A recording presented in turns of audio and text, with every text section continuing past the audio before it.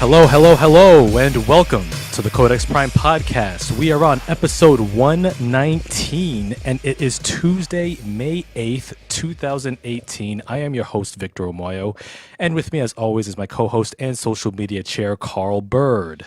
What's good, y'all? Yes, indeed. We are back once again. We got a lot to talk about this week, talking about Free Comic Book Day. We also got WWE Backlash, a little bit of wrestling talk, as well as some interesting news and other items of interest of this past week. We got Kyle, who just joined us on the chat. What's up, man? I knew it. I just said, first one to get into the chat. Will be Kyle. That's right, man. He's always here early. He's always on time. That's what's up, man. Yep. Yes, my dogs, indeed. Yes. And then Jen. Yeah. Hey, babe. Hello, Jen. Welcome to the show. Y'all were the first two. The first two, as you said, Carl. You called it. You called it, man. And yeah, man. We're speaking of dogs. Let's talk about the big dog Roman Reigns in a bit. Oh, really? But yeah, we got plenty of great stuff to talk about. You've been busy. And I have been busy. You have. Should I begin then? All right. You know what? Yeah. All right. Yeah, because go ahead. Yeah. I gotta start sharing and stuff. Yeah, while Carl shares the episode on Facebook Live to various Facebook pages, I'll talk a bit about Free Comic Book Day, which was this past Saturday, Free Comic Book Day. I went all the way down to Rococo's, down the street from where I live. And a big shout outs to Jim Savard. He was the guest of last week's episode talking about Infinity War. And he hooked me up, man. He hooked me up with some awesome comics. Oh, me too. Me too. I went and you know what? Shout outs to Nick Quattrini. Because I think I just missed him. Yeah. Wait, did you end up meeting him, right?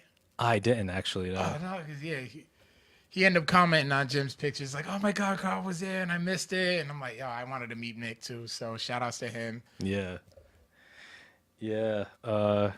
Zenny's on the chat. Hey, what's up? So, Zenny? Yeah. Yeah. Get out. Yeah, she's on What the up, chat. Zenny? Yeah. And Kyle says that he missed Free Comic Book Day purposely. I don't know why you would purposefully miss Free Comic Book Day, but I'm going to talk a bit about some of the stuff that I got, none of which I've read yet. And shout out to my cousin Alyssa. It was just her birthday yesterday, so happy birthday to you. Yay. Right on. My bad. But go ahead. Yeah, so I got some stuff not only from Rococo's but also from Time Capsule in Cranston. So I got some goodies here, none of which I've read yet, but they all look pretty interesting. One that caught my eye and that my girlfriend wants to read is a book called The Mall, which is an 80s coming-of-age crime story. I really like the artwork on this one, and the artwork does kind of remind me of the 80s, particularly the cover. So I'm gonna get into this pretty soon. Yeah. I mean, I wouldn't go as far as like Kung Fury 80s. Oh, no, maybe nothing that zany. But yeah, I got that. I got Terry Moore's Strangers in Paradise.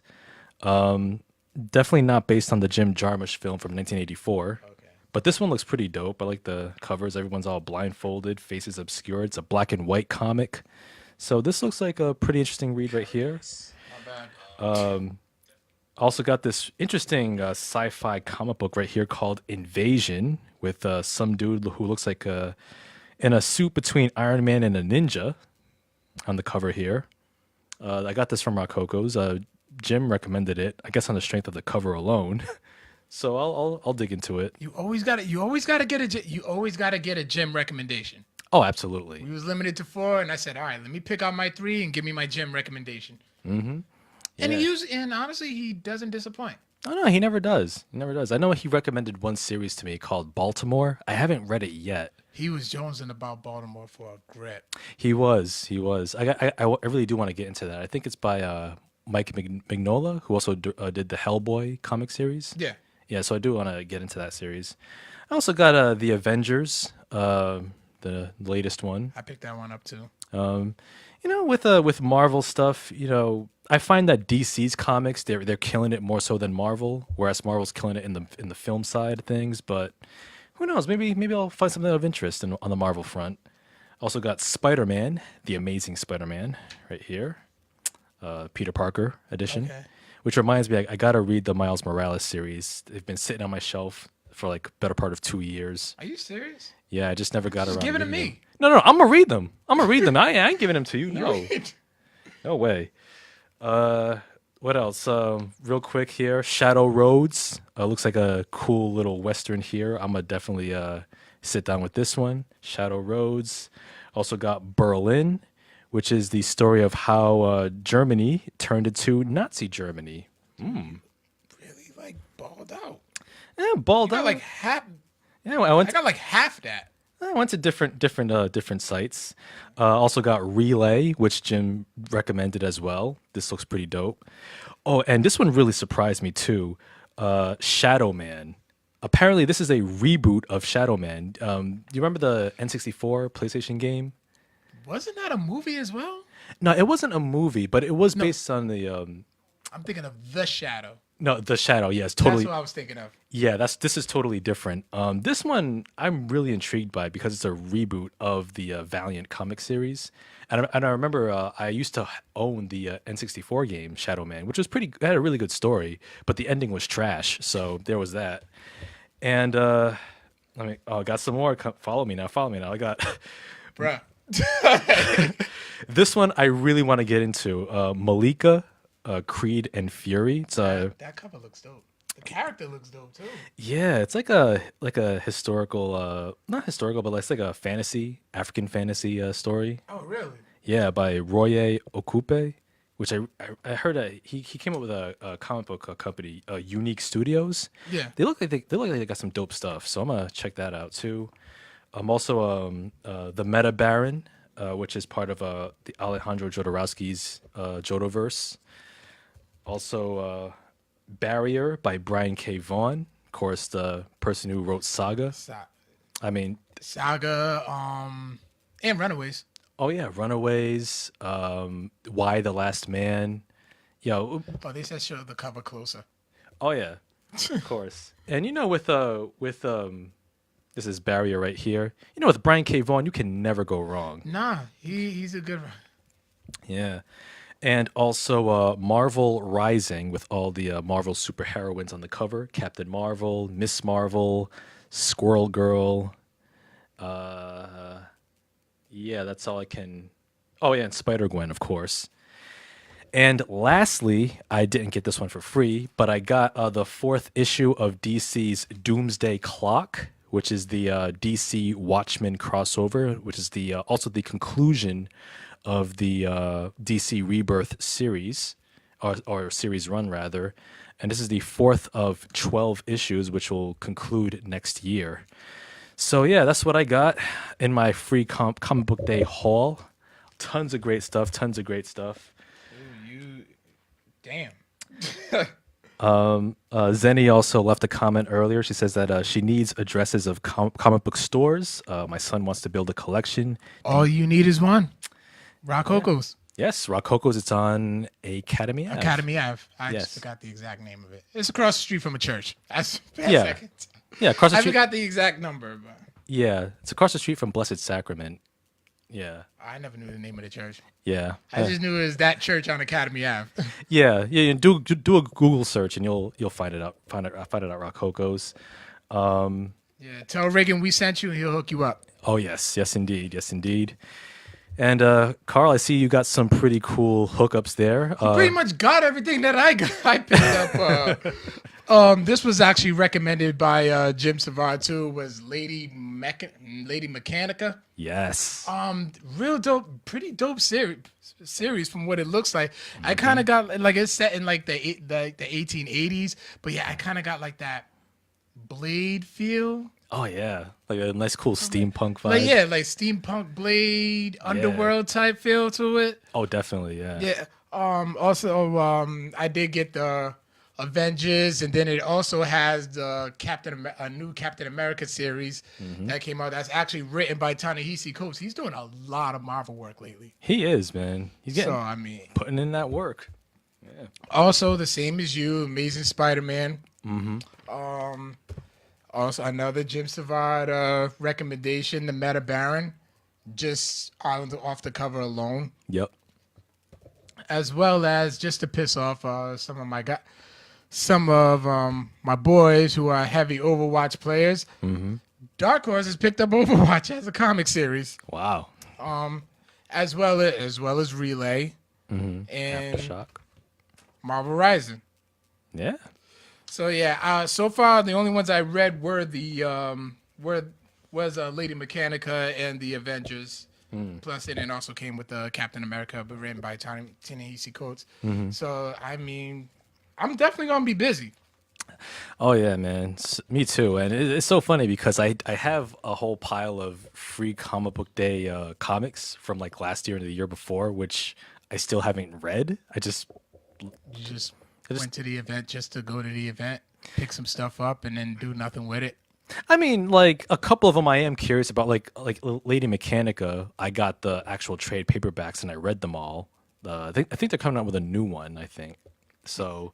I'm gonna definitely be on the lookout for that. But yeah, I'll read them all eventually. It's just some other. read 'em. I mean, come on, I got some other interesting stuff that's been always piquing my interest. A new game, new movie. I will say so because like the demo came out for Detroit Become Human. Yeah. And I haven't even had a chance to play it yet. Oh wow! I know the game's coming out in 2 weeks, right? I know, yeah, and I haven't even put my pre-order in. Oh man, yeah. Don't do what I did because Amazon. Yeah, because Amazon doesn't sell us. It doesn't allow pre-orders for PS4 games for some reason. So I'll take my ass to GameStop. yeah, Be all right. yeah. Oh, Gee, a lot of people trying to Mallory, Lou. I met Lou at SmackDown a couple weeks ago, y'all. That's a stand-up dude. Oh, right on. Oh, speaking of games, I did come across. I went on a little excursion last week. I went and I bought some PS2 games. Damn, your ass been busy. I haven't even got my controllers and my AV cable yet. Yeah, because I actually made a list of PS2 games that I've always wanted to play, but just never got the chance to because you know how us gamers We were young and we didn't have jobs like that. Well, not only that, but more so, like we always concentrate on like the big AAA titles, like the most popular games, like your God of Wars, your Call of Duties, and all that. But we always forget about the mid card games. The mid cards prop up the main event. Without a strong mid card, you don't have a main event. You just have a Roman Reigns. But still, I knew it was coming. It was coming. But I did go out and I did. I went to Time Capsule, both in Cranston and Seekonk. I also went to Toy Vault in North Attleboro, Emerald Square Mall, and the one in Warwick. Yeah, shout outs to Alyssa at Warwick. Yep. And I ordered a couple games online as well. For the PS2 because PS2 is my favorite console of all time.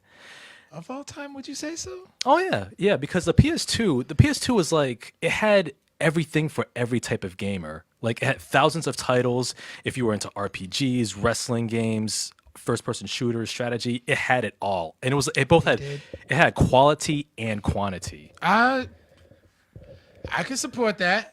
Yeah. Would I?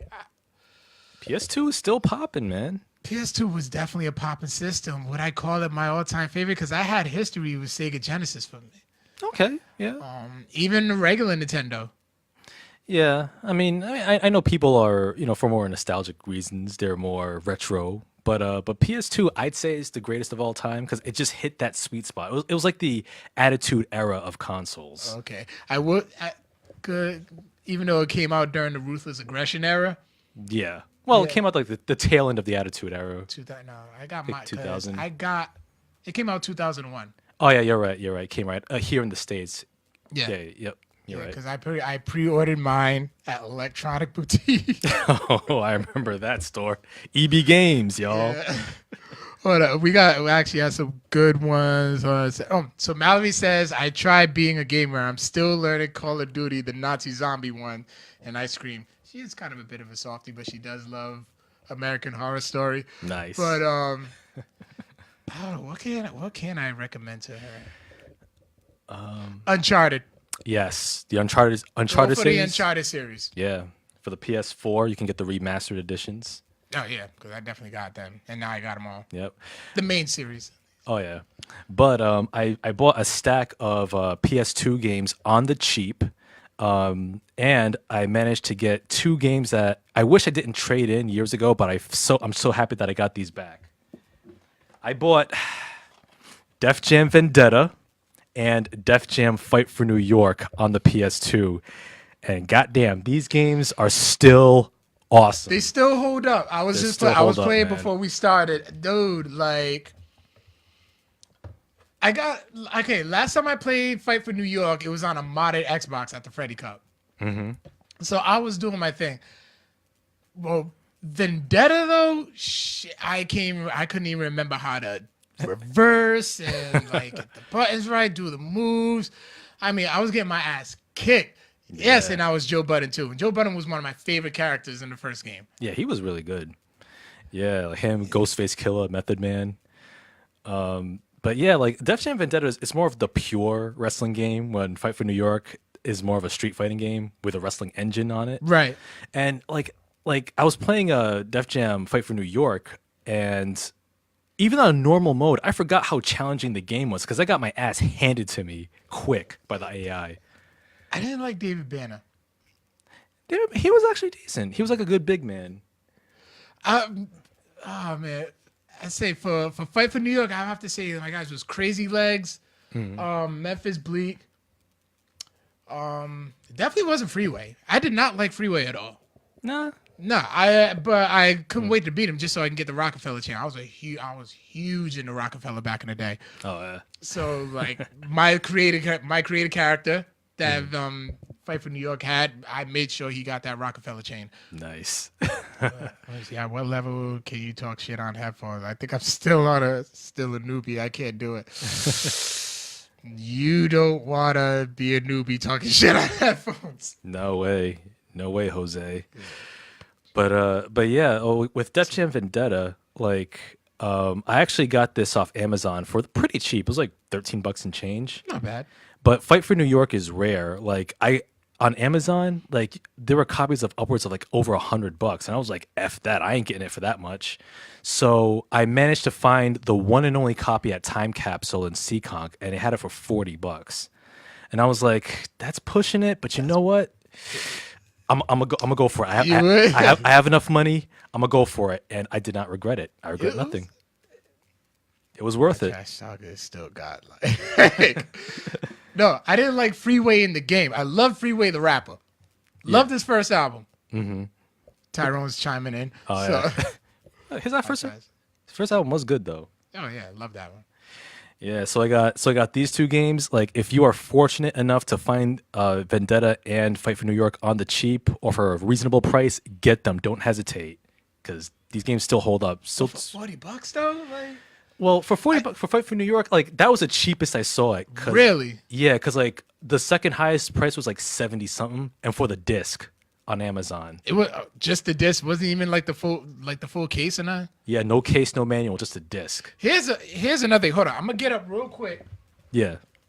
Go ahead, you keep talking. All right. So while Carl's going over there, he actually just a serious throwback right here. Bam! Memory cards. Yes. All stunning 8 megabytes worth. That's how much space they had. But yo, and them shits were expensive because they knew you needed them. I know, yo, Sony, man, we were like fiends, and they were the dealers. They knew they had you hooked. Yeah, you had no choice. But yeah, man, Fight for New York and Vendetta still hold up. I also got a few other games on the cheap.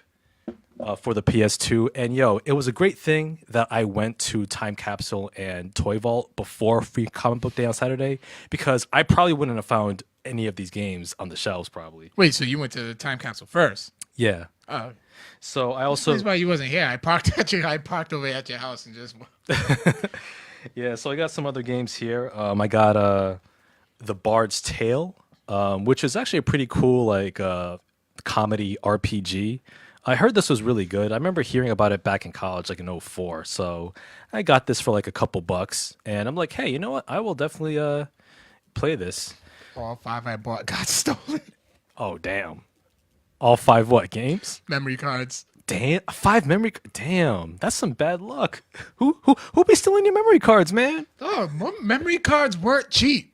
They were like what, $40 back then? 30 to 40 maybe. Yeah. Like, Damn, man. You knew some grimy people, Kyle. I'm sorry, man. You have my sympathies. I also got The Getaway. wasn't that Rockstar?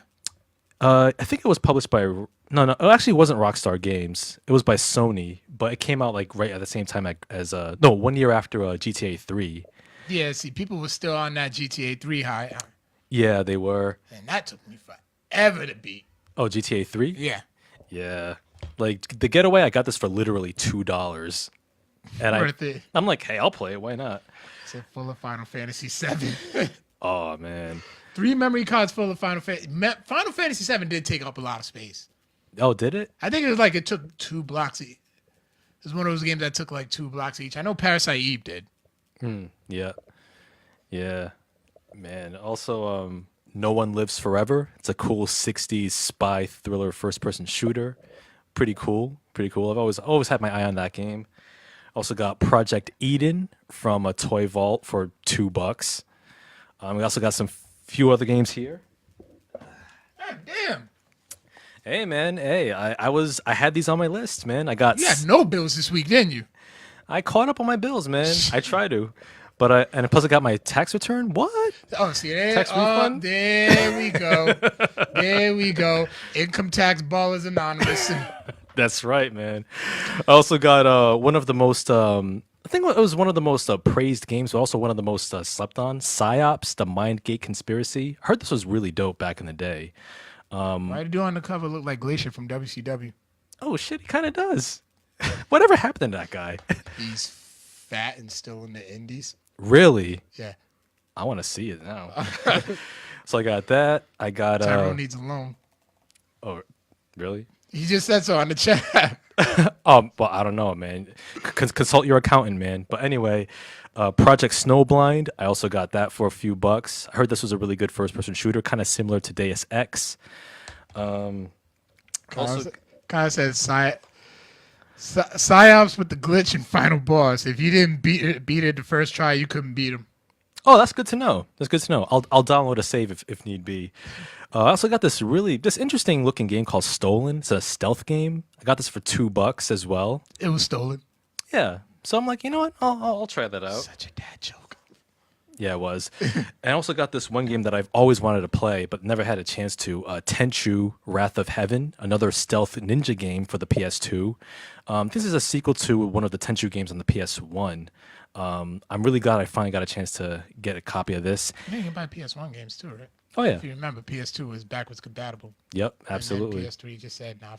Wait, was PS3 backwards compatible? Oh, PS3 was backwards compatible for the PS1, and for the first models of the PS3, it was backwards compatible with PS2. But then I was like, after a year or so, they kind of took that out to drive the cost down. So I got the PS3 that doesn't play PS2 games. Ah. Yeah, but I still have my old PS2. And last but not least, Second Sight, which is actually one of the most critically acclaimed PS2 games, but also one of the most underrated as well. Very happy that I got a copy of this one as well. I never knew there was a sequel, says Kyle Chapman. Yo, you do realize he's been on the show. Oh, yeah? He knows where you live. Oh, really? Yeah, he's coming over to play. Hey, man. Hey, by all means. But yeah, so these are all the games I got for the PS2. I also had a few for the PS3, but I'll talk about that next week. He's gonna get knocked over somehow. Yeah, so you can put that right back there. But yeah, man, PS2, man, it's like I said, it's my favorite system of all time, and I'm just so happy that I can get back in the swing of things for some old retro gaming goodness, man. Yeah, like that. I would definitely say PS2 was the best PlayStation. Yeah. You make a compelling argument about the greatest system of all time. Yeah, I mean, thank you. This is something that I Quality titles and quantity. Yeah. Tyrone asks, did I rob a toy vault? No, I did not. Toy Vault had reasonable prices, and so did Time Capsule. TJ, we gotta go. I got a hookup. Oh, it's a Toy Vault? Yep. Nice. Yeah, man. Metal Gear Solid. They did have a Metal Gear Solid 2 and 3, which I both have on the PS2. I know GameStop has like some GameStops in Rhode Island have the MGS trilogy or the remastered ones for the PS3. Really? Yeah, it was like I'm gonna say $15 for the Metal Gear Solid collection with part 3, 2, 3, and Peace Walker. But if you want the saga, which is all the games in the series, that's like 40. Yeah. Yeah. It'd be when you roll in. And shout out to Zachary tuning in. Yeah. But dude, yeah, Yeah. you balled out. I did, You man. balled out. Yeah, see, yeah, I kind of did. I'm trying to start a cool collection. While I can still get these games at a reasonable price. Exactly. Like, but for Fight for New York, you really did push it. Yeah, You did. Fight for New York. That one I had to get it for $40. Like I said, it was pushing it, but it was worth it because it was either that or take my chances online and get it for like $100, and I ain't spending that much money on a game, Nah. no matter how beloved it is. But it was still worth it. Yeah, Still worth it, especially like when you unlock everything and stuff. But then at the same Yeah. time, yeah, like once you unlock everything, you're like, all right, so what now? it's like for You like get that feeling? yeah, like that's when you gotta like leave it on the shelf as a collector's item for a while, and Yeah. then get back to it once you like rekindle the interest. Yeah, but yeah, that's been me, man. This past week, and I'm still playing God of War. I haven't played that much since last week. Oh yeah. I probably only played for like a couple of hours on like Sunday. Yeah, it was like Sunday. Okay. That was it. Which was also there's also the regional Special Olympics games, and I'm a Special Olympics coach for Team Refocus. So we was racking up some medals, and I haven't seen a lot of my clients in a long time. So it was great to see them, and it was just a good time for all. You've been keeping up with Empire? I still haven't. I gotta get back on that show. Okay, How is it? For a while, it's okay. It's definitely not the buzz ain't where it was when it first came out. Yeah. Definitely not. But it was trolling. It was like going steady for a while. But this season it picked up a bit. Okay.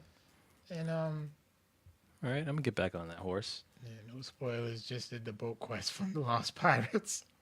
Yeah. But yeah, it wasn't bad. Damn, I don't even think I'm that far up ahead. Yeah. I keep referring to my son as boy. Boy. I think at this point, everybody who has a son who has played this game will call their son boy from now. For real. Oh, Kratos. Boy, read it as they come across a ruin. Wow. Can't wait to get back on that game, yeah, and then still play it and get a chance to play the Detroit Become Human. Yeah. I gotta get that. There's no way in hell I'm gonna fit. I don't know how the hell I'm gonna balance these games when they come out. Yeah, man. It's tricky. Like I know for me, like I have a whole list, a backlog of games that I want to beat. I've made a dent on like 3 of them. Should have did 4 in February. Yeah, I know, but see the thing is, I like to take my time with games. I don't want to rush through them. You know. I told you the G special. Just beat short games. I know, but where's the fun in that? Oh, it's fun because you're like, okay, I gotta try to get this in. All right, boom, beat it. On to the next one. I see. I see what you mean, but all that time spent could be spent towards the game I want to finish. You know what I mean? Well, you can still make time for that. Yeah. Oh well. But yeah, how far are you in God of War? Oh, the Heart of the Mountain. Heart of the Mountain. Okay. All right. Yeah. So you still have a ways to go. I know. Yeah. I wish I had more time, but somebody hasn't let me. Yeah. I know, right? It could be so inconsiderate, man. Gosh.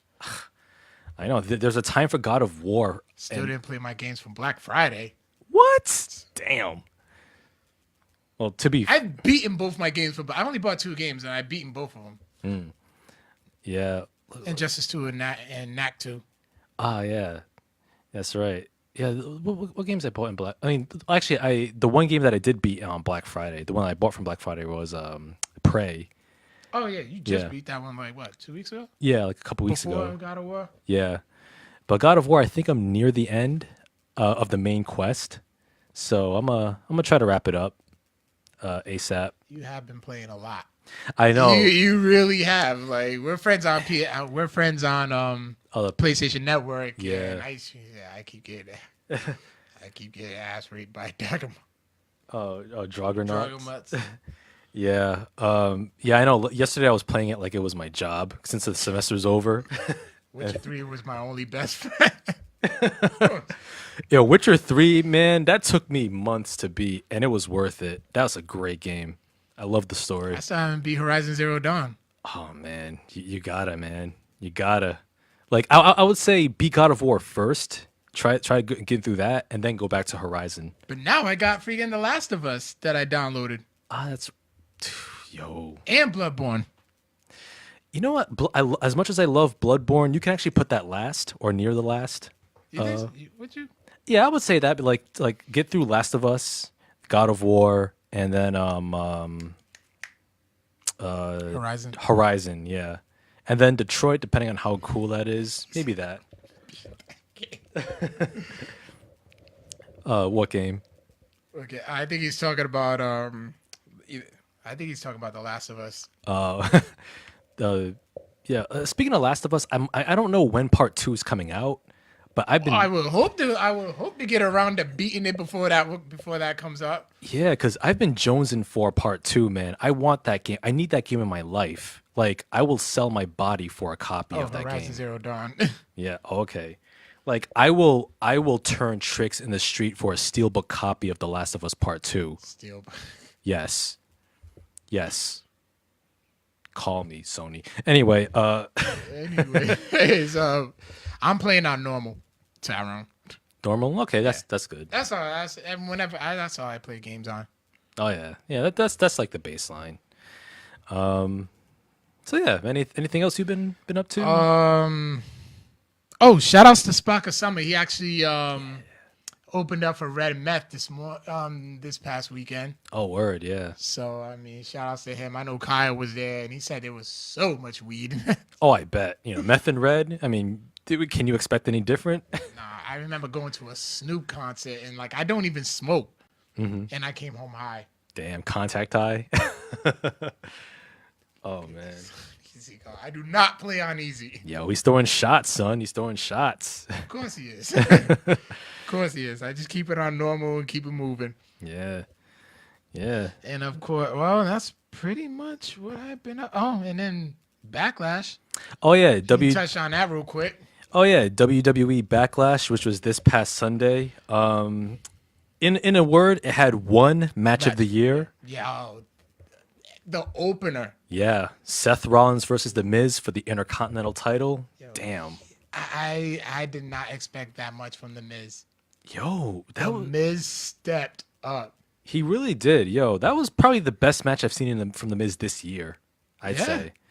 Yo, and like I said, I've been saying it for a while. Yo, give Miz the Universal title. Like, he deserves a run for that belt. Like, more so than Lesnar. Oh, yeah, definitely. Yeah, but yo, that was a dope match. Like even though I predicted Seth would win, but yo, Miz, he put in work, and him and Rollins have a great chemistry in the ring. And yo, nah, Rollins can make anybody look good in the ring. Oh yeah, he certainly could. Like I mean, he's had some, I would say, mediocre at worst matches. Yeah, I would say like. Yeah, as much as I hate to say this, like I would say like his most mediocre matches was when he was WWE champion. Oh yeah, but he was a heel. Yeah, he was a heel, but I think he was booked too much to be a cowardly heel, and that kind of took away from him a little bit. Yeah, exactly. Hold on, he needs to go back to the real world MTV. Nah, no, TJ, watch this last match. He doesn't watch wrestling anymore. Mm-hmm. Like he watched it, way back in the day and stuff during like the Federation years and stuff. Oh yeah. But I would say if I was to pick a match to get somebody to make somebody a believer, at least in the Miz, it would have been that one. Oh, absolutely. And for me, it took me a while to come around to the Miz, like just to see past the real world dude. Like, oh wow, the real world dude's on WWE. He's a wrestler now. What? It took me a while to get over that. But if he was on he was on the real world, just like doing wrestling gimmicks and stuff, like carrying around a belt and everything. Yeah, he was. He was the Miz even back then. Oh, real wrestlers. TJ, I'm telling you. Yeah, yeah. Yo, Miz is the real deal. He's legit. He is legit. Unlike some big dogs, out there. But but I will say that Backlash. Beyond that awesome match, the rest was pretty It's disappointing. just okay. And It was like whatever. like it went from okay to bad to worse, and like then we had like the Nia Jax Alexa Bliss rematch for the women's championship on Raw, which was a decent match. Nia made Alexa look strong. Alexa gave her a reason why she held the belt for so long, but I was not feeling that Nia Jax promo after the match. Stand up for yourself. Don't be a bully and stuff. I'm like, okay. Yeah, it could have just had one line. Bullies always get their ass kicked. That would have been, if that was it, then I would have been like, cool. But like, not it was so obvious that Nia was reading from the Be a Star script. Okay, we got to she'll be a star. Got to plug it. Plug it. It just came off as really phony to me, and I was like, oh come on WWE. That's what I don't like when they try to, brag about their philanthropic efforts. It just comes off as so tacky, and that's what I don't like about WWE. Yeah. With the whole They're BSR publicly thing. they're publicly traded companies, so like they kind of have to. I know, but there's a way they can do it without coming off as like, give us credit, pat us on the back because we're about breast cancer awareness and bully awareness, and it's like, come on, Vince. Then you had you had a few matches on the card. AJ Styles and Shinsuke Nakamura. You know what? They did the heel turn just to stretch it out when they really should. I didn't agree with it. Yeah, the ending of that match, whoever booked that needs to be fired because they both gave each other a low blow, kick to the balls, and they both got counted out. You want to know who did it? Is it the Road Dogg? Yeah. Road Dogg always makes. He was the producer behind that match. Tyson Kidd was behind Seth Rollins and Miz. Oh, wow, night and day. Jeez. Yeah. Man, yo, give Tyson Kidd the book, man. Road Dogg, I'm sorry, but yo, I got respect for him as a legend back in the day, New Age Outlaws, but as a booker, he ain't shit. I'm sorry. Take him off the creative team because let's see. I'm sorry. We got to find some other. Let's not jump to that conclusion. Let's find some other matches that he did. Then we'll throw him the axe. I don't. That will never happen. I know that probably won't happen. And plus, like with AJ and Nakamura, like congratulations, Vince, you made Nakamura into someone that I really don't care about. Like if, like the window has already been passed and closed. Like if Nakamura wins the title, even at SummerSlam, I'm gonna be like, cool. Who cares? That's gonna be my exact reaction. Better be the match. Better be fire. And it won't be. I don't know if it's a combination of just the creative team telling AJ and Nakamura to like water it down, or both men just. That's the conspiracy theorist in me. And shout outs to Brian. Yeah. He's put that in my head. I'm like, you know what? I really believe that Vince told them to water it down because of the fact that they're trying to boost up Roman. Yeah, and I'm gonna get to Roman like right in a second. No, just go ahead. But yeah, all I'm gonna say is this: is like, yo, if Nakamura was released and headed back to Japan, I would be totally fine with that because WWE's not doing him any favors whatsoever. But anyway, let's talk about a match that did no one any favors: Roman Reigns versus Samoa Joe. This match. Roman Reigns became the first wrestler in history to get a beat the traffic chant.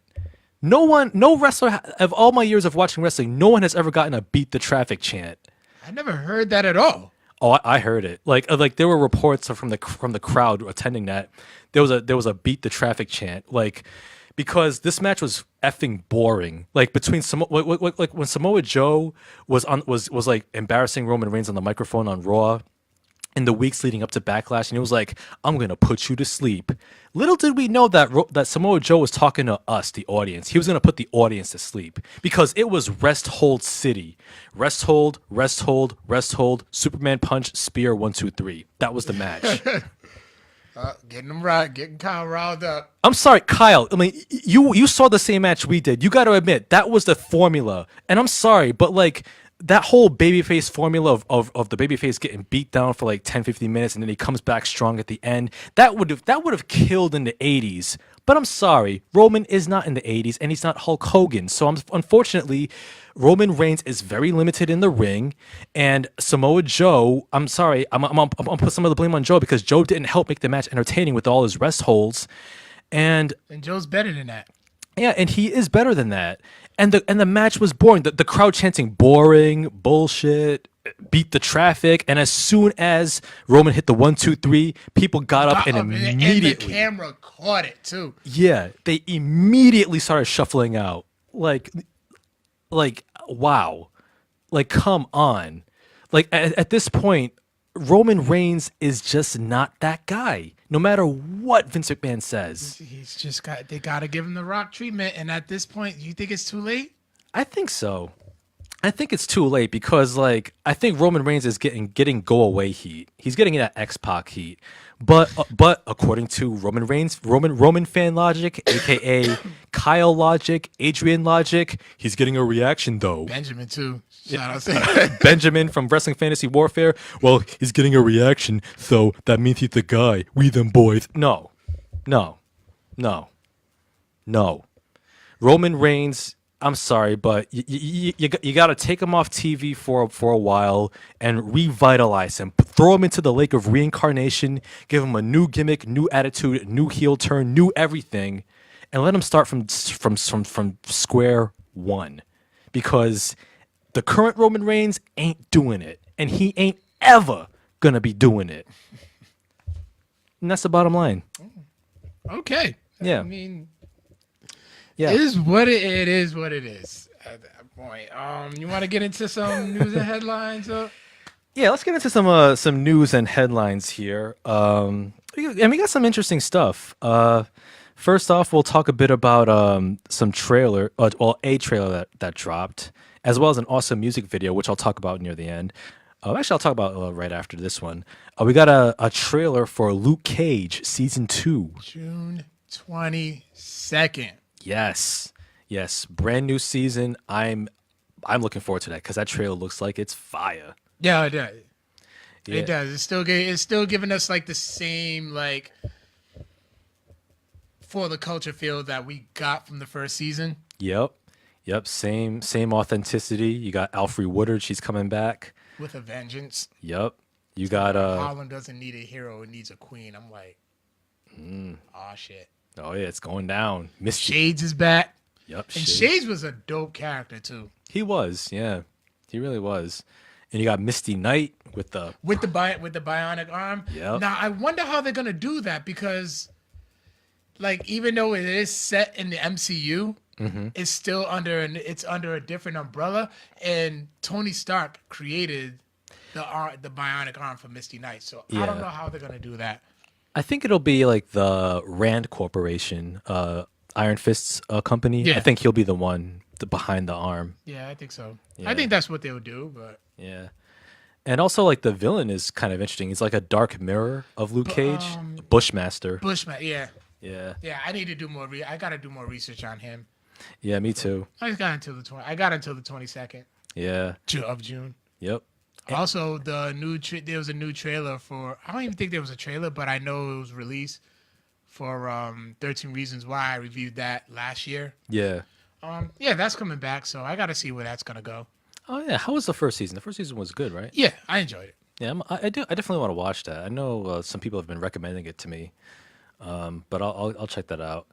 Oh, also with Luke Cage Season 2, it's also sees the final performance of Reggie Cathy. That was his name. Yeah. I was literally like just sitting there like trying to remember that name for like the life of me, and I could not even think about it. Yeah. I couldn't remember his name. Yeah, Reggie Cathy, who unfortunately passed away. He had an awesome voice, man, a booming voice. But Yeah, I'm be curious to see what role he'll play in the second season. Also, we had a really dope and very interesting music video that's the talk of the town since yesterday. From Just watch it. Yeah, I just watched it before. yeah, Childish Gambino, "This Is America." Yo, what you think about that video, Carl? I think I may need to like watch it a few more times just to like try to catch everything. Yeah, But yeah, he's definitely like trying to push the envelope in a very like artistic way yeah, to touch on social issues that are going on yeah. Like in this Donald Trump deregulated world we live in. oh, absolutely. Yeah, I thought his "This Is America" video was really powerful. It has some really striking imagery, like the beginning of the black guy, older black guy, in the strumming a guitar. Then Donald Glover just shoots him in the back of the head, Yeah. and then like he's just dancing and all this with these school kids, and then you have all this chaos going on in the background, and then you have another scene where there's a church choir singing, and then he takes out an AK and shoots down the choir, which is like a reference to Dylan Roof. Dylan Roof's massacre. Did they kill him yet? Nah, he's still in jail. Oh, okay. Yeah, but yeah, that was a pretty striking video. Like and like you, I'd have to like sit down and really watch it again to kind of get into like the minutia, the analysis of it. Yeah.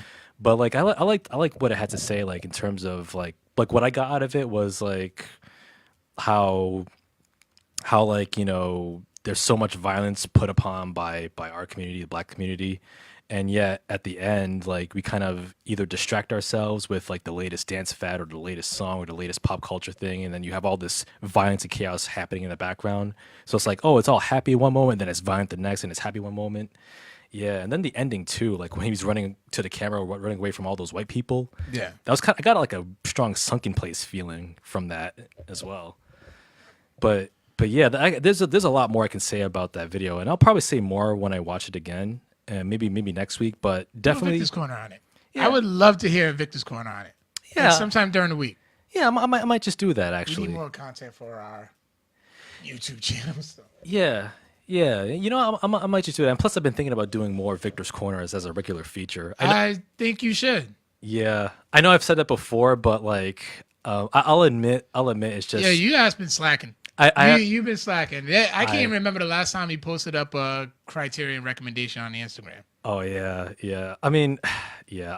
I'll get on that. I'll get on that this week. But yeah, I'll try to make Victor's Corner a regular thing. But like I said, I gotta stop slacking. But in any case, like I said, do watch Childish Gambino's latest video. "This Is America." It's on YouTube. It's got over 3.5 million views already since yesterday, and it's dope. And also, Kyle, to answer your question, the villain in Luke Cage Season 2 is Bushmaster. Yeah, I don't know who he is, but look him up. He kind of looks interesting. And speaking of Marvel, check this out. Avengers... Shout outs to John Haponic. Yes. Avengers Infinity War grosses $1 billion in a record 11 days. 11 days in the box office, and Infinity War already made $1 billion. It made over $453 million domestically and over $737 million in foreign markets. Damn. Just 11 days. 11. I think that was faster than Black Panther, dude. This is definitely faster than Black Panther and more. Yeah. Wow. And you know what? I can totally see why.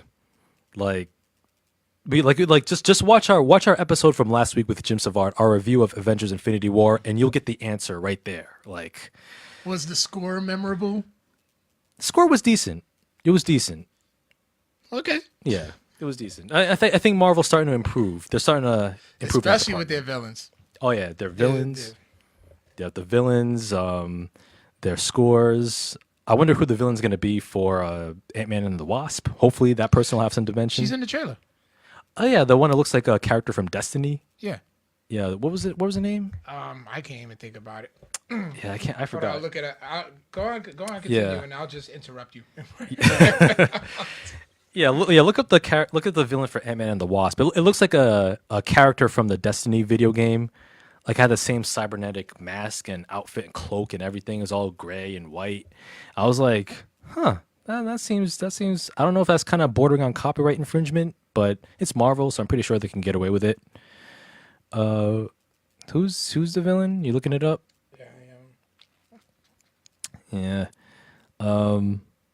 And talk about like a tonal shift from like what we got in Infinity War, the grim seriousness, to like a romantic comedy in Ant-Man and the Wasp. Oh, great. T.I. is going to be in it again. T.I.? Oh, her name's Ghost. Ghost. Okay, cool. So yeah, Infinity War, 11 days, man. Yo, big ups to Marvel, man. They're killing it, and they're gonna be killing it again with Deadpool 2 coming out in a couple of weeks. Yeah, the person who plays Ghost is Hannah John Kamen. Mm-hmm. She was actually Fennel Zandor in Ready Player One. Oh, really? Okay. And Ornella from Game of Thrones. Ornella. She was Was she one of the ones from oh man, what was the name they of that? killed one of the the Lannister daughter. With the girl who played gee, I'm trying to think of the name of the island. huge blank right now. The island begins with a D, I think. Davos? No, that's Sir Davos. Yeah, it was one of the snakes. Yes. Yeah, it was one of the snakes. Okay, from Game of Thrones. Geez, I forgot the name of the island. But I heard that that was like a poorly received part of the whole show. But yeah, we got some other headlines here for those who are pretty nostalgic, who remember the 90s fondly, particularly some of the comedy movies here. Bill and Ted Part 3 is actually happening. I can't believe that shit. Like, yes. First, we had Bill and Ted's Excellent Adventure in 1989, and then 1991's Bogus Adventure. Now, Bill and Ted Part 3 Face the Music, which will once again star Keanu Reeves and Alex Winter as Bill and Ted. And also the film's original writers Chris Matheson and Ed Solomon will also return to write the script. No release date has been announced yet, nor a director. are they gonna talk like this? Whoa, dude. Oh my gosh. And he still talks like that. He does still talk like that. He does. Okay, so here's the full synopsis for Bill and Ted 3 Face the Music, as reported by The Hollywood Reporter. Okay. They've written thousands of tunes, but they have yet to write a good one, much less the greatest song ever written. With the fabric of time and space tearing around them, a visitor from the future warns our heroes that only their song can save life as we know it. Out of luck and fresh out of inspiration, Bill and Ted set out on a time travel adventure to seek the song that will set their world right and bring harmony to the universe as we know it. Together, with the aid of their daughters, a new crop of historical figures, and some sympathetic music legends, they find much, much more than just a song. Bill and Ted Face the Music. That's it. That's the setup. I don't know. Have you seen? I don't know. Have you seen the first Bill and Ted films? God, I was like 5 when. Oh man, I vaguely remember the cartoon. Me too. Like I've seen. I know I've watched a cartoon when I was younger, and I vaguely remember with the films. I know I saw one of them, but I barely remember it.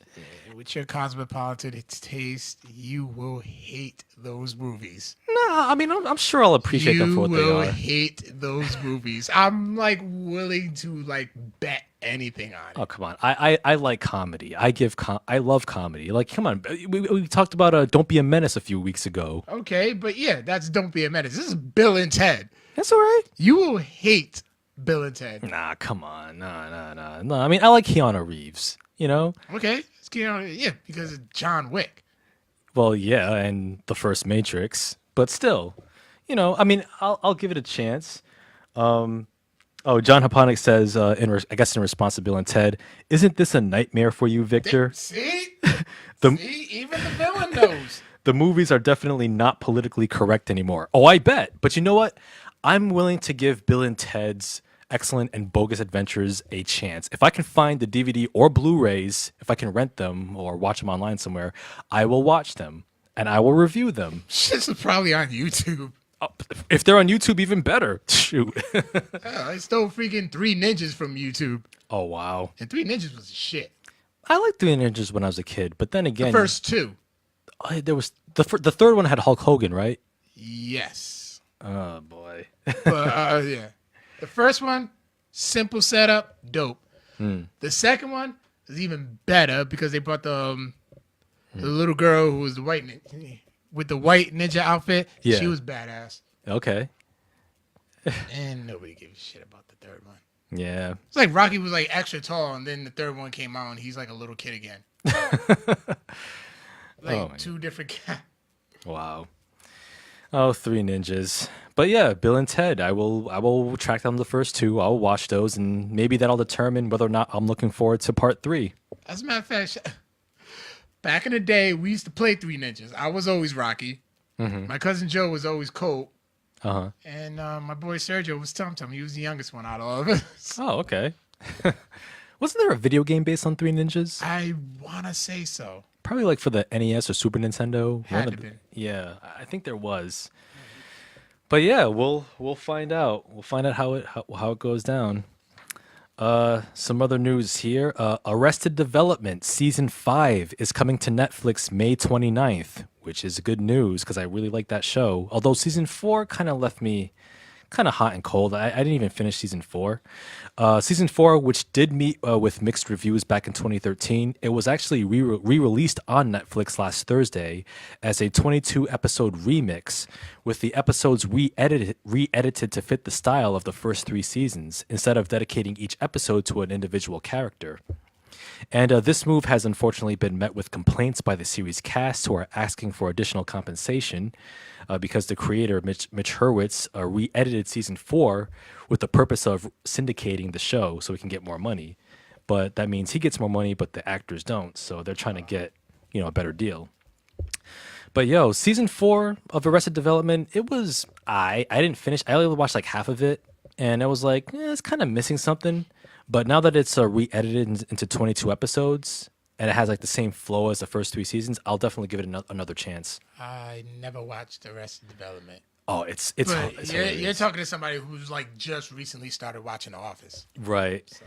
I think you'll like Arrested Development. Like, it has a lot of clever humor, and like and the characters are just hilarious. Like Will Arnett's character Job, or then you had Jason Bateman. Probably like my favorite Jason Bateman role he's ever done. And have you never seen Horrible Bosses? I saw that. It was the first one. Yeah. I haven't seen the second one, but yeah, me neither. Michael Cera, he's in it as well. Is George Michael Booth Jr. or something, or the third.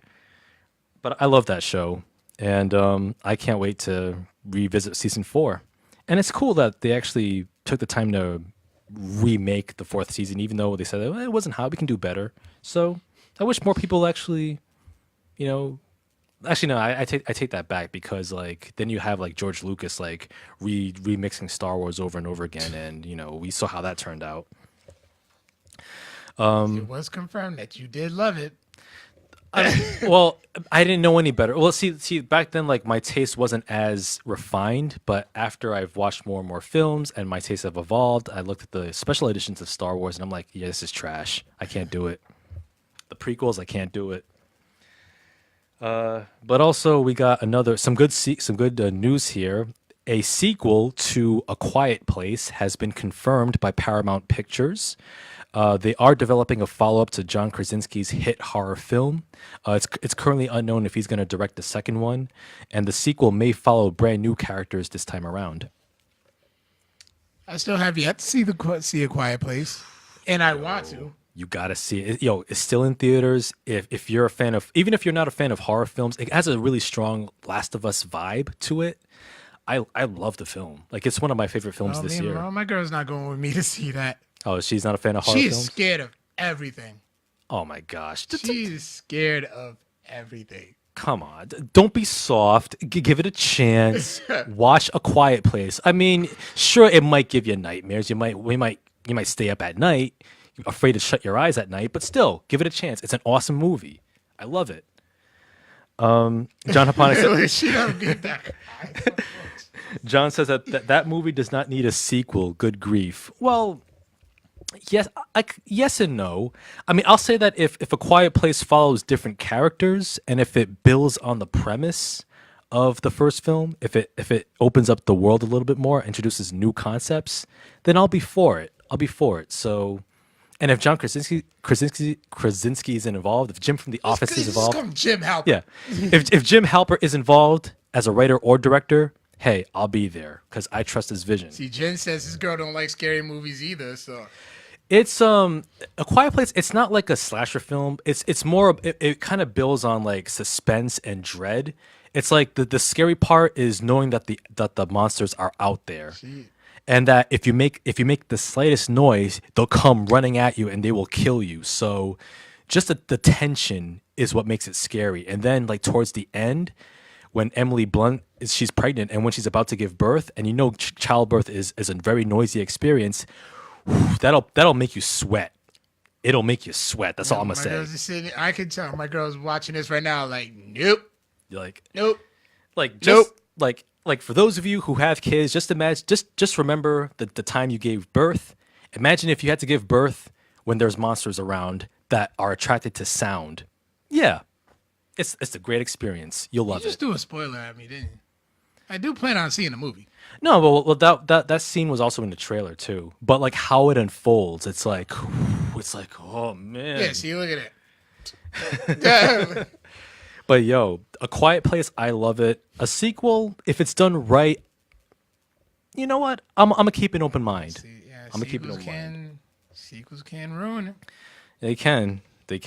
Thankfully, that's not the case with John Wick. So, Part 3 is coming out next year. So I'm definitely looking forward to that. Speaking of sequels, here, this one's right up your alley here. Oh, go ahead. The Sons of Anarchy spinoff, Mayans MC, debuts this fall. It just said childbirth is scary enough. Now they gotta add monsters. Yup, that's right. But go ahead. So Mayans MC is going to be a 10-episode season, and this one takes place after Sons of Anarchy, set in a post Jax Teller world. It follows the character of EZ Reyes, played by JD Prado, who's fresh out of prison and part of the Mayans MC on the California-Mexico border, the MC Motorcycle Club. Noberto Barba is directing. He also directed episodes of Narcos and Hannibal. And series creator Kurt Sutter is writing the script for the series. Now, as a Sons of Anarchy fan, I don't think this is needed. I'm going to check it out. You know, the Fifth Agreement, be skeptical, but listen. Yeah. In other words, so be skeptical, but I'm still going to watch it. But it's like, it just didn't need it. The series, Sons of Anarchy, ended on a high note. Mm-hmm. But what I think this is just Kurt Sutter trying to rebound himself because The Bastard Executioner was a huge failure. What was that? It was literally a show it was a show that took place in medieval times. It was kind of like a medieval Sons of Anarchy. Oh, Bastard Executioner? Yeah. Was that on FX? Yeah. Okay. And like literally nobody watched it. He canceled it simply because nobody was watching it. Oh, that's too bad.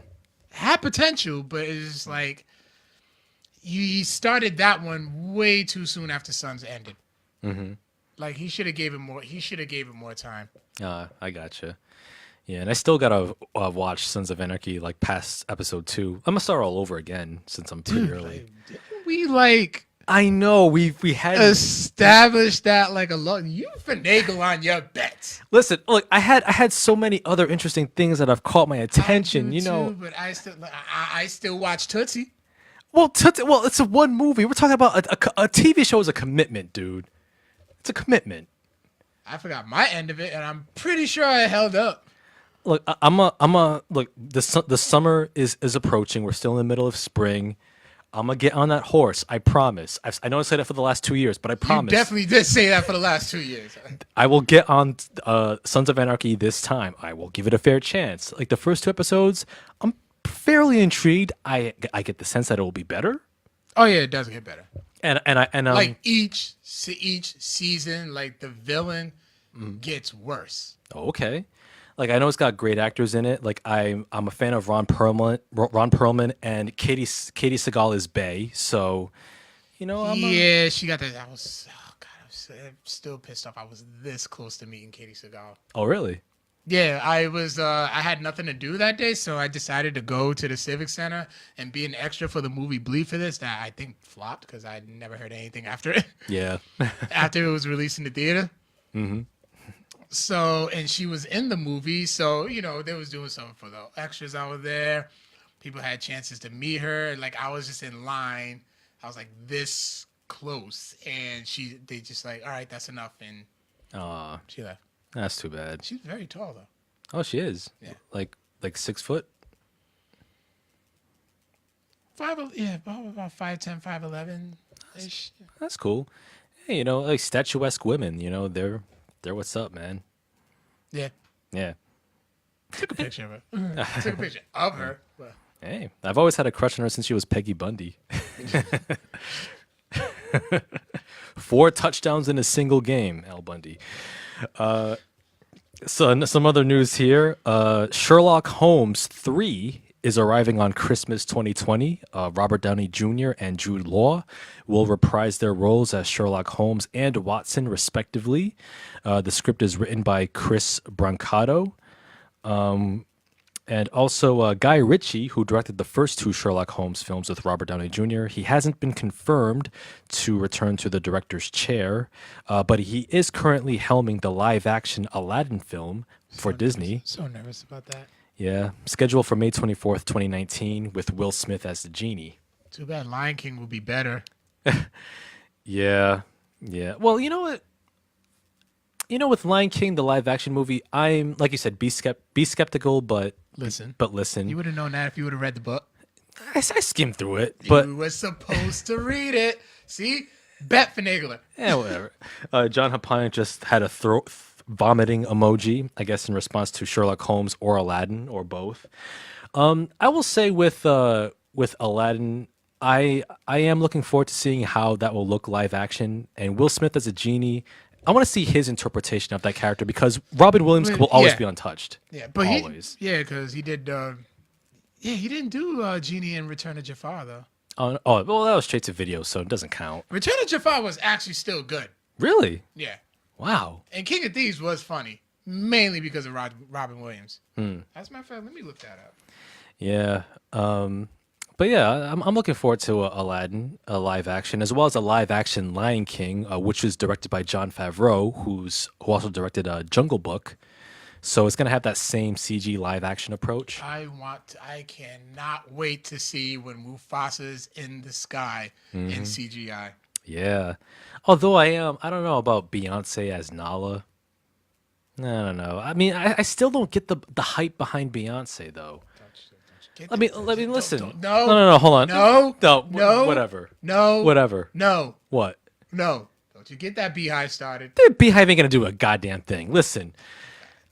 First of all, like I said, I still don't get the hype surrounding Beyonce. Like, for example, like I heard that she had this performance at the Coachella concert. I think it was last month, and people were all talking about, "Oh man, her performance was so earth-shattering. It was so creatively out of this world. It was just, oh my god, Beyonce at Coachella. It was just life-changing. I saw my soul leave my body seeing Queen Bee on stage. Oh my god." I don't get the hype, man. I just don't get it. I don't see it. When I see Beyonce, all I see is a competent singer, halfway decent actress, and that's it. And that's all. I don't see it. I don't get it.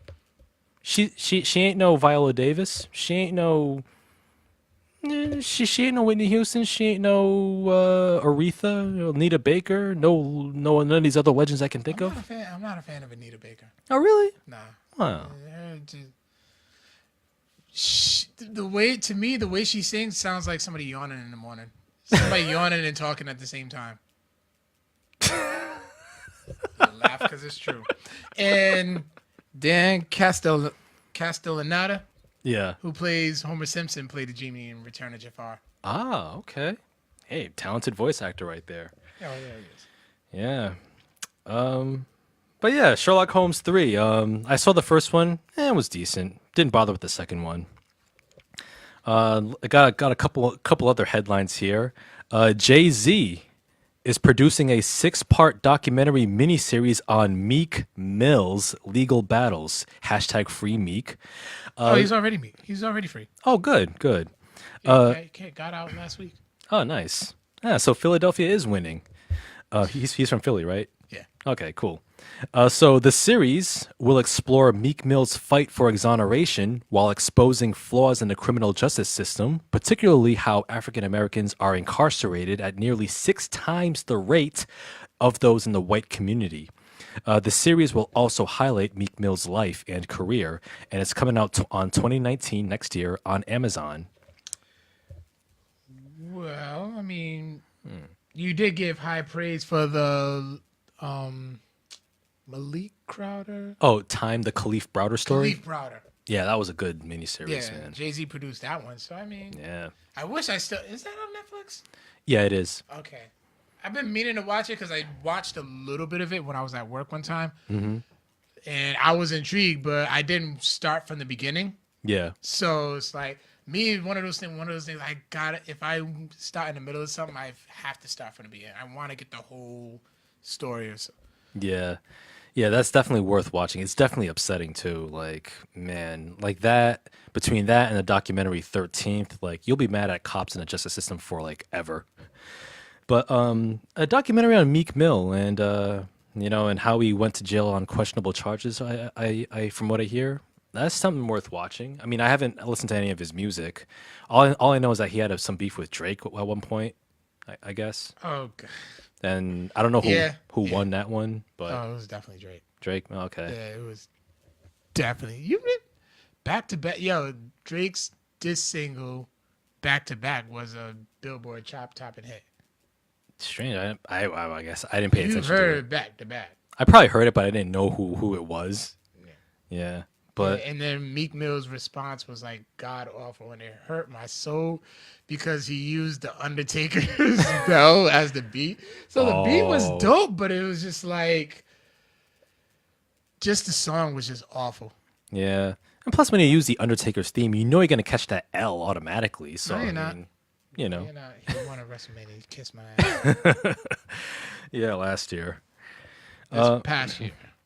Oh yeah, this year. Oh yeah, right. Well, see, It's only a month ago. Damn. yeah, these wrestling events just blend. Yeah. Last year's WrestleMania match with the big dog was trash. But anyway, but yeah, I'm intrigued about this 6-part miniseries on Meek Mill, produced by Jay-Z and Rock Nation. And Meek Mill's a Rock Nation artist. Oh yeah, nice. Yeah, and Eddie Ortiz has joined the chat, joined the episode. Yep. Yeah.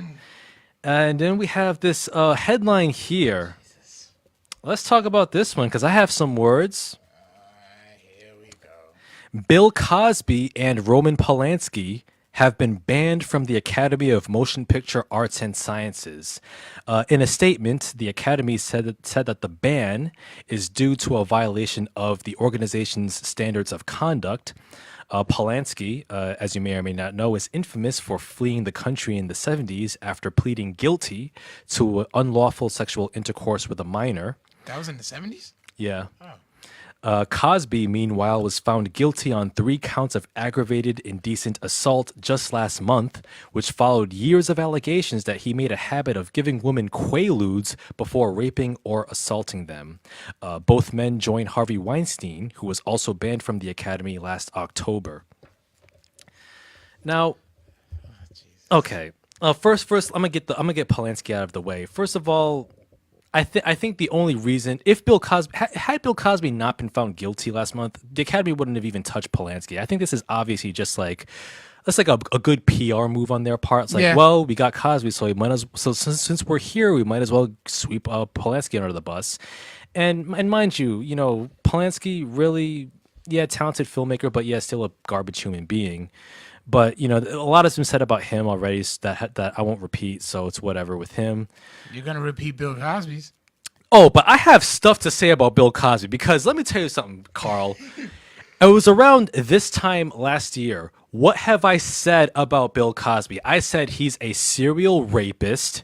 And then you were saying, oh, it's all accusations, man. It's all allegations. Well, the chickens have come home to roost, okay? Bill Cosby is a serial rapist who is going to most likely die in prison.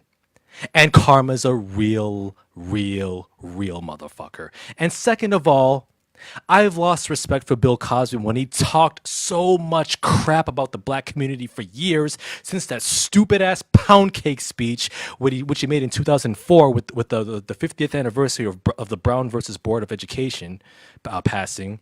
Talking about, oh, black people, they need to pull their pants up and need to stop sagging their pants, stop robbing stores, stop being a disgrace to the black community, stop complaining about police brutality because, you're just black and you don't know any better, you're embarrassing the race. And what's with this Shaniqua and Shaniqua and Jaleel crap? Give them real names so they can get real jobs. Really, Cosby? Really? You're going to talk mad smack about the black community on top of being a serial rapist for over 50 years? Well, guess what? You're going to prison. So enjoy those Jello pudding pops with your cellmate, you bitch. What do you think about this, Carl? I think it's unfortunate. With the whole everything that Cosby was saying, like you were saying back in 24. You said 2004. Yeah, since then too. To me, it's literally like just old folks talking shit about the new generation. Because even then, I'm guilty about it. Because let me tell you, I have made fun of so many kids wearing skinny jeans. This goes To beyond me, it skinny just, jeans, man. I know. I'm just using that as an example. It's just, to me, it just seems like, just an older generation, somebody from an older generation talking bad about the new generation, saying, oh, well, back in my day, we did this and this. You know what I mean? Like, okay, rap music. Does your father like rap music? No. Does he trash it? Sometimes. Yeah, it's just like that. My father still can't. My father says the two best rap songs ever were Rapper's Delight and The Breaks. He still says that to this day. But I expect it from him because he's older. He's from an older generation. Like, it's literally just an older generation talking crap. Okay, and just like you. Okay, for your hip hop, you listen to the likes of what? Jay-Z, Nas, Busta Rhymes, The Lox, so forth and so forth. Are you gonna say? And what are your thoughts towards like Little Yachty's and Little Uzi Verts and Young Thugs? I think they're trash. Not because they're new or young artists, but because their music is legit trash. Yeah, but to us, they're legit. Their music is trash. To that young generation, they love that Cheeto head. They do. But like, it's just a generational thing. So I'm like, all right, he's just an old guy talking shit. I just kind of like that. I did not let that faze me. Nah, but because I've heard that so many times. My dad, look, Don Cornelius. What about him? He hated even though he had rap music on Soul Train, he hated it. He's made it publicly clear he hated it. Oh well. It's a generation. It's a generation thing. It goes beyond a generational thing because with Bill Cosby's comments, it's tinged in classism and racism too, to boot, and with this weird quasi-black conservatism to it, and so it goes beyond just skinny jeans and music. Yeah, I'm just saying. I was just using those as examples to the point that I'm trying to prove. It's just an old guy just talking shit about the new generation. Right, but that's literally what it is. Right, but he goes beyond that. He is denigrating our community, an entire group of people. At the same time, he did. You cannot take away his philanthropy. He has done a lot for our community. And okay, I know you think the Cosby Show was a completely overrated show. It was. That's your opinion. You're entitled to it. Mm-hmm. I love the Cosby Show. Okay. Okay, it actually portrayed, especially for its time, Mm-hmm. it actually portrayed like a black family. Mm-hmm. Both parents are professionals. Yeah. Just doing the right thing. Did they have their trials and tribulations? Yeah, what all the family did. But what other like TV family did we have like that to really look up to? Before that was the Evans from Good Times. Yeah. Okay, and then from that came A Different World, showing yes, black people can go to college. It was set in a HBCU, historically black college or university. Right. You know what I mean? And it just portrayed us in positive lights. Mm-hmm. You know what I mean? So it's like it's just a tricky. And then also the conspiracy theorist in me. Oh God, I hate conspiracy theories. I know, but hey, we had a conspiracy theory episode. It actually turned out to be a good one. No, that was a fan theory episode. Yeah. Same difference. But like the man, they have been trying to get him ever since he tried to buy NBC years ago. Mm-hmm. So I think like this has been it, and not to mention he's worked with all those black queens on the Cosby Show, and none of them said anything. He didn't do nothing to them. But then all these ugly chicks like Janice Dickerson come out of the woodworks and say this. Wait a minute. Yeah, I mean, like that's just thing, and then not to mention like he gave me a sense that I didn't think he did it because like he made a joke about it. So it's like if he did it, he wouldn't have. So I mean that comes. I had so many mixed feelings about the whole situation. It just at this point now, it just kind of is what it is. He's 80 something years old. At this point, he's gonna go any second. So I mean, like I said about Joe Paterno years ago, when that situation got up, they was gonna give him like years. Yeah. And Joe Paterno did the smartest thing in the world. He died. I still laugh at that joke. So it's a whole bunch of mixed emotions for me. I was literally, as a matter of fact, during my overnight, I was watching A Different World. And I was just like, wow, man. It's just you know what it is now?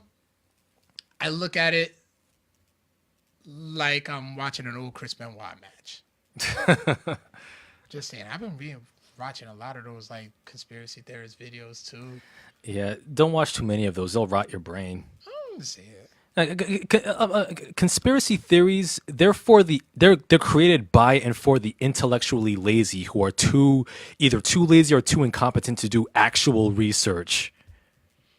Some have proven legit points. Well, one I'm still skeptical on. Like there was like this one YouTube video. I'm gonna refer to the Chris Benoit situation because that's what I recently watched. There was like a video. I'll send it to you. Probably it's only like 6 minutes, so it won't take up too much of your time. It was like the top 10 reasons how Chris Benoit was innocent and his family was actually killed.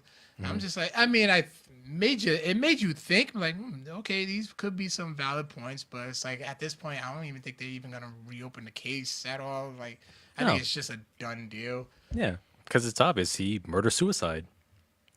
But yeah, with Bill Cosby, man. I mean, to get on an earlier point you mentioned, the looks of the women are irrelevant. The fact of the matter is, Bill Cosby, since he started his career in the '60s, he's allegedly like sexually assaulted or raped or drugged over 60 women in the course of his career. That's like 1 to 2 women every year since he started his career. Right. And right, I know it's a bad situation. I just still have like so many. I just have so many mixed feelings about this, and it's unfortunate. It's an unfortunate situation that It is. It's I mean, perhaps it is for Cosby fans and for his family and for his wife Camille, who you Camille, you know, my wife Camille, and yeah, our 5 children. yeah, you know Eddie Camille. Murphy's Raw. Yeah, I know. Oh, Eddie Murphy had some things to say about about Bill Cosby at the time, but you know what? You know Camille. You know she was complicit, or at the very least she knew what was going on and didn't do a damn thing. And decided, I'm gonna stand by my man. Whatever, who cares? Which makes her just as evil as Bill Cosby, if that's the case. Because I refuse to believe that you can be married to someone for that long and not know the dirty shit that they've been doing behind the scenes. Come on. Are we to be that naive as a public? I don't think so. And also, yeah, Bill Cosby did tremendous good for the black community in the sense of producing the Cosby Show and in a different world. However, Don't mention Ghost Dad. and we won't mention Ghost Dad, or Leonard Part 6, but however, I would point to other black sitcoms which had better examples. I would point to The Fresh Prince of Bel-Air, Uncle Phil and Aunt Vivian, both of them. I would point to hell, the Wayans brothers with Pops and his relationship with his kids. That's a better relationship than the Cosby Show. I would point to Smart Guy. I would point to Girlfriends. I would point to My Wife and Kids. I would point to so many other black sitcoms than the Cosby Show with better examples of parents supporting their kids. No, not really. Oh, then you must not have seen when Claire Huxtable went off on. Was it Denise? No, Denise was the light skinned one. Now, Denise is a light skinned one. Yeah. Sandra is also a light skinned one. Yeah. Tempest Bledsoe's Yeah, character. her character. Yeah. Whose name? You did not see Vanessa. The fun with Vanessa. Yeah, the Yeah. fun with the wretched. Now that was parenting. Oh, when she came home from the concert? Yeah. And you had donuts, and you was in Baltimore with the that scene was classic. Yeah. That was parenting. That was something that I could relate to because I remember getting yelled at like that. Yeah, me too. Me too. You ain't do shit. You stood in the house all the time. Oh no, I got into my fair share, but and Jin Yo says denial is a powerful river. I agree. I think you have mixed feelings, but you refuse to see Cosby as the monster that he is. I mean, he's a monster, but I can't take away his and positive that he has done. right, and that's the tragedy of it because It's a tragedy because he's been proven guilty. He's gonna go under the jail for about 2 years and then die. yup. That's my guess. Yeah, or or he could just end it. Hey, Smartest thing to do. yeah. There's no shame in quitting in your case, Cosby. But anyway, I We mean, move on to some. yeah. But I will say, I will say my last thing. Like I know that the Cosby's legacy is forever tarnished, and we're gonna have to reevaluate his impact on black audiences and pop culture as a whole, and reconcile that with the monster rapist that he is, and It's literally like Chris Benoit. yeah, and I will say this. You know what? I will say to Bill Cosby, that's what you get for not only being a monster, but that's what you get for talking mad smack about the black community for years. Now look what's become of you. You reap what you sow. Talking mad smack about the black community like we're the cause of society's problems. You should be ashamed of yourself. Anyway, I'm done. Let me get off my soapbox. Yeah, Are you sure? I'm done. I'm done for now. I'm done for now. You know the Mountain from Game of Thrones is the world's strongest man now. The Mountain? Yeah. Really? Thor Bjornsson, he's the world. Yeah, he was in one of the strongman competitions this really? weekend. Yeah, and he won. Oh, snap. So the Mountain from Game of Thrones is the world's strongest man. Hey, that's a great successor to Mark Henry. Mark Henry's title. Hey. Yeah. Well, even though Mark Henry's title has been beaten many times. Nick Quattrini says as a comment, he goes, "What do you guys think of that Allison Mack Smallville trafficking thing? Left field with her man." I saw a headline, but didn't even go into it. Yeah, but she was involved in human trafficking or something like that. They had a ring going on. Something like that. Oh Jesus! That's what I got from the headline. I have to look more into that. But But and also as far as my references to black sitcoms, Nick Quattrini also mentions Sister Sister and 227. all those kind of. I didn't say they stemmed from the Cosby Show, but they kind of took that model. Yeah, like Cosby the Cosby Show set the bar, but other shows. That's what. Yeah. Yeah. But you know, you can't take that away from it. I agree. And- But other shows have improved on it, I would say. And hey, look, I always had a crush on those twins, Tia and Tamara Mari. Yeah. Yeah. Who didn't? Yeah. Go home, Roger. Ready to move on to question of the week? Yes. All right. Last week's. What comic book should everyone read before they die?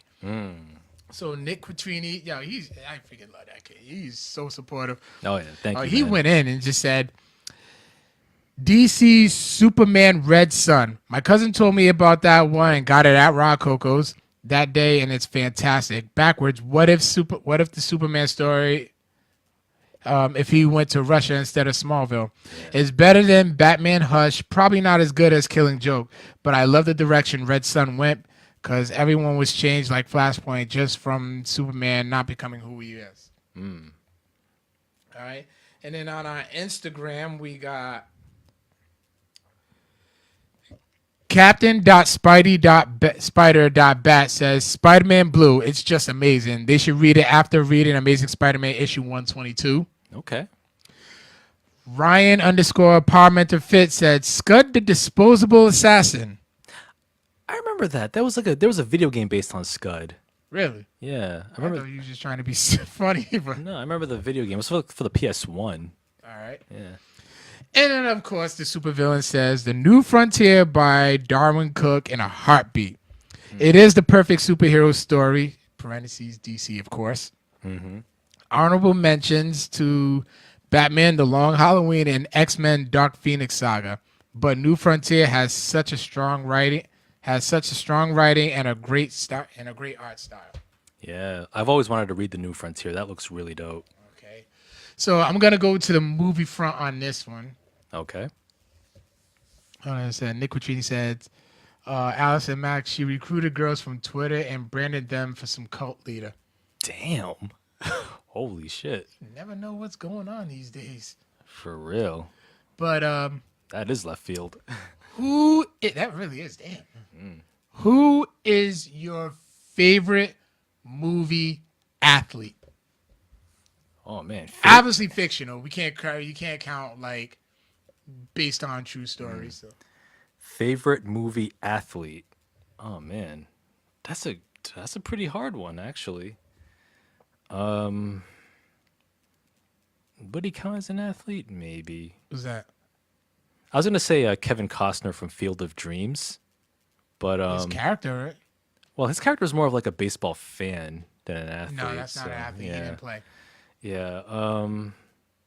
I don't know. I'm gonna have to sit and think about this one. What you got? Earl Meggett from The Longest Yard. The Adam Sandler one version? Yeah.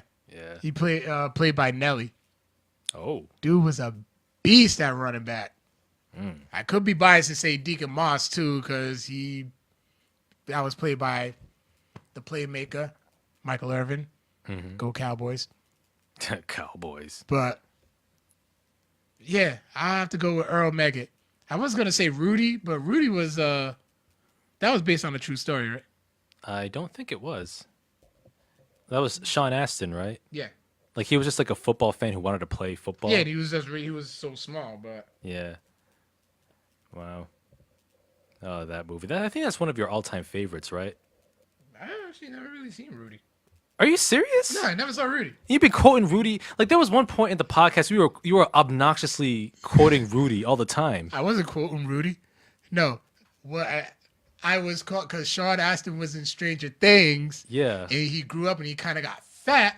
Yeah. So I referred to him as Fat Rudy. Yeah, but and that got on your nerves. It did. And all this time you've never seen Rudy? Yeah, I never did. I saw the only thing I saw of it was the ending of the end of the movie because like like he was the hero of the game, and it was just so glorious.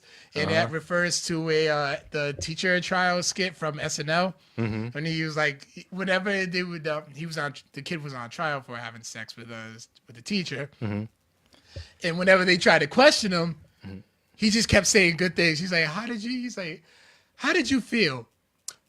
It was like the ending of the movie Rudy, and I was Rudy. like she just it was hilarious. One of my favorite SNL sketches. Oh yeah. But yeah, Earl Megget. Man. Oh, and Rudy was based on Daniel Rudiger. Oh, okay. Nice. Okay. Favorite movie athlete. This is a pretty narrow question. And oh shoot, I really gotta think about this one. I know Rudy's a gimme. Willie Beeman. I knew you was gonna say Willie Beeman. Everybody love Willie Beeman. Yeah, from Any Given Sunday. Yeah, Jamie Foxx. everybody love Willie Beeman. Yeah. Yeah, I'm gonna go with Willie Beeman because I can't think of anyone else. Man, that was a good movie though. Any Given Sunday. It was. Yeah, even if you're not a fan of football, there's just so much going for it. Like Al Pacino's performance, Jamie Foxx, LL Cool J. I heard that him and Jamie Foxx had real beef on the set. Yeah. Yeah. I think they still go. I think they still don't like each other to this day. Oh wow, dang. I Talk guess about kayfabe. I guess they just rubbed each other the wrong way. Yeah, that's what I did. Oh wait. I have one. I have a favorite movie athlete. It just came to me. I'm so glad I just thought of it. Randy the Ram Robinson in The Wrestler. Yes. You know what? Forget Willie Beeman. Mickey Rourke's character, Randy the Ram Robinson in The Wrestler, Darren Aronofsky's 2008 film. That is by far. Hated. Jen. Well. I mean, She only hated it because she's like the way, just because of the way it ended. She didn't like the way it ended. She completely discredited the entire movie. that's just. Oh no. yeah, we'll, you know what? Just for that, no, I'm not gonna. I'm tired. I don't want to argue. Yeah, her opinion. I'll say her opinion makes my eyes roll in the back of my head like the Undertaker. But I will say that Mickey Rourke's performance in The Wrestler is one of the finest acting performances I've seen in any film of any era. You talk about leaving it all in the ring, leaving it all on the screen, putting your ankles in it. That's what Mickey Rourke did as Randy the Ram Robinson. And that ending, which I won't spoil, the ending for The Wrestler will sit with you. And man, it devastated me. It really did. I loved that movie so much. It's depressing, yeah, but it's one of my all-time favorite movies. I could watch it like once a year or once every 6 months. That's how good it is. So yeah, Randy the Ram Robinson. All right, that'll be on social medias within a day or two. And that it? Yeah, that's pretty much it for this week's episode of the Codex Prime podcast. Episode 120 is coming up soon. We got you can also, find us as per usual, all of our episodes on Facebook Live, SoundCloud, iTunes, Google Play, and YouTube. You can also follow us on social media on Facebook, Twitter at Codex Primecast, and Instagram at Codex Prime Podcast. And that's it. Yes. Yeah. Yeah. Yeah, that's pretty much it. So, we've been doing this thing for 2 years, and we still make sure we don't want to leave it up in the house. Yeah, actually 3 years. Yeah, this month. This month, May. Sorry. Holy shit! Yeah, the month of May. It's our 3-year anniversary. It's been a year since us two took over the show. That's right. Yeah, it's been a year since the show became a 2-man team. 3 years since the podcast started. So this month. So yeah, it's been a dope ride, and we hope to give you more of that podcasty goodness. We will give you more of that podcasty goodness. Oh yes. And tune in next week. Same podcast, same Codex time, same Codex channel. More Victor's Corners on the way, and some code extras. You know what? We never did put up the when we was guests on the Random Ramblings with Rob show, huh? I don't think we did. No, not yet. We got it. We got to. All Like, right, yeah, we repost got to it. put it up. We'll put it up there as a code extra. It's a bit outdated because we're talking pre WrestleMania. Yeah. But we'll get that up there for y'all. It's a hilarious episode, by the way. All right, and unlike Roman Reigns, we will not disappoint you. So we will be back next week. We will catch you on the flip. Peace out, nerds. Later.